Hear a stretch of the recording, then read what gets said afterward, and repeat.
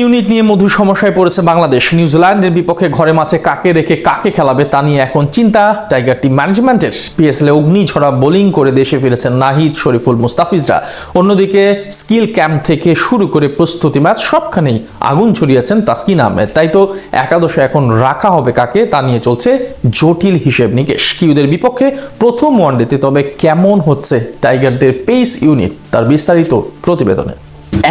এমন দিনের অপেক্ষাতেই ছিল বাংলার ক্রিকেট। একটা সময় ছিল যখন একাদশে পেসার রাখাই ছিল টাইগারদের জন্য বড় পাওয়া।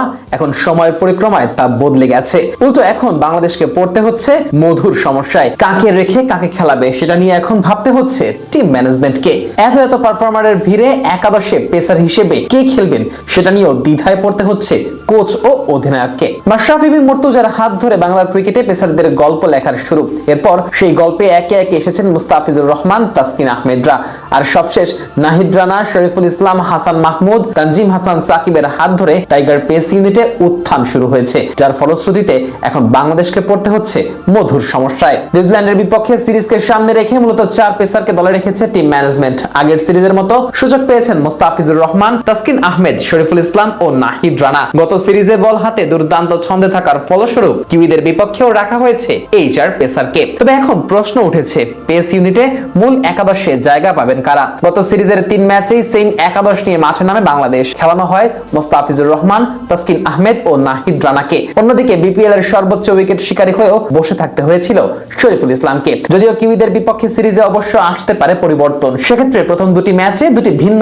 একাদশ নিয়ে মাঠে নামতে পারে মেহেদী হাসান মিরাজের দল। সাদা বলের ক্রিকেটে মুস্তাফিজুর রহমান অটো চয়েসই বলা যায়। হোক সেটা শর্টার ফরম্যাট কিংবা হোক সেটা 50 ওভারের ক্রিকেট, মুস্তাফিজের দিকেই চেয়ে থাকে টাইগার টিম ম্যানেজমেন্ট। বল হাতে দারুণ ছন্দে আছেন কাটার মাস্টার। পিএসএল এর মঞ্চে দেখিয়েছেন নিজের বাঁ হাতের জাদু। পিএসএল এর মঞ্চে মাত মাতিয়ে দেশে ফিরেছেন নাহিদ রানা ও শরীফুল ইসলামও। দুজনেই এবার খেলেছেন পেশোয়ারের জার্সি গায়ে। নাহিদ তো নিজের গতির ঝড় তুলে পিএসএল এর ব্যাটারদের কাঁদিয়ে ছেড়েছেন। ঘন্টায় 150 কিলোমিটার গতির বলে ব্যাটারদের ঘুম হারাম করেছেন। সেই সাথে একের পর এক ডট বলে ছাপিয়ে গেছেন তারকা সব বোলারদের। আর শরীফুল ইসলাম ছিলেন নতুন বলে পেশোয়ারের ট্রাম্প কার্ড। নিউজিল্যান্ড সিরিজের প্রস্তুতিটা পাকিস্তানের মাটি থেকে কি দারুণ ভাবেই না সেরে এসেছে টাইগার এই তারকারা। আর ঘরের মাঠে অনুশীলন সেরেছেন তাসকিন আহমেদ। ফিটনেস ট্রেনিং থেকে শুরু করে স্কিল সেশন, তাসকিন পুরোটা সময় জুড়েই নিজের সামর্থ্যের প্রমাণ দিয়েছেন। নিজেকে প্রতিনিয়ত আপগ্রেড করে তাসকিন এখন আছেন দারুণ শেপে, যার প্রমাণ মিলেছে প্রস্তুতি ম্যাচেও, যেখানে বল হাতে তাসকিন ছিলেন অপ্রতিরোধ্য। 6 ওভার বল করে রান দিয়েছেন মাত্র 27 আর উইকেট নিয়েছেন 4টি। কিউইদের বিপক্ষে মাঠে নামতে